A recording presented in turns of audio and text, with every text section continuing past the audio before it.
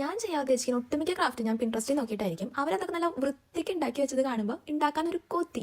ആ കൊത്തിപ്പുറത്ത് ഞാൻ ആ സെയിം മെറ്റീരിയൽ മേടിച്ച് ഉണ്ടാക്കി നോക്കുമ്പോൾ ദാണ്ടേ കിടക്കണോ നല്ല വ്യത്യാസമുണ്ട് പിൻട്രസ്റ്റും ഞാനും തമ്മിൽ ഉണ്ടാക്കുന്നത്.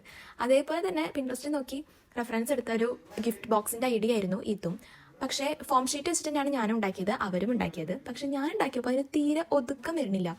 ഞാൻ പ്രിഫർ ചെയ്യുക നമ്മൾ ഈ ചാർട്ട് പേപ്പർ ഇല്ലേ, കളർഫുൾ ആയിട്ടുള്ള ചാർട്ട് പേപ്പർ, അത് വെച്ചിട്ട് ഉണ്ടാക്കിയാൽ മതി. ഇത് ഫോം ഷീറ്റിൽ എനിക്ക് അത്ര ഒതുക്കം തോന്നുന്നില്ല.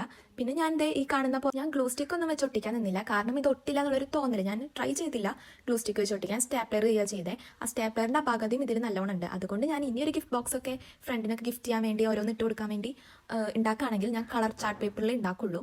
അതാകുമ്പോൾ ഇങ്ങനെ സ്റ്റാപ്ലറൊന്നും കാണില്ല, ഗ്ലൂ സ്റ്റിക്ക് അതിൽ ഒട്ടിക്കാം. പിന്നെ ഇതിൻ്റെ ടോപ്പ് പോർഷൻ എനിക്ക് അടിപൊളിയായിട്ട് ഇഷ്ടമായി ഞാൻ ചെയ്തത്. അതിങ്ങനെ ഒരു ബോ ഷേപ്പിൽ തന്നെ ആക്കി വെച്ചിട്ട് ഞാൻ സെൻറ്ററിൽ ഒരു പേള് ഒട്ടിച്ചു കൊടുക്കുക ചെയ്തത്. അപ്പോൾ അവിടുത്തെ സ്റ്റാപ്ലർ ഒന്നും കാണില്ലല്ലോ.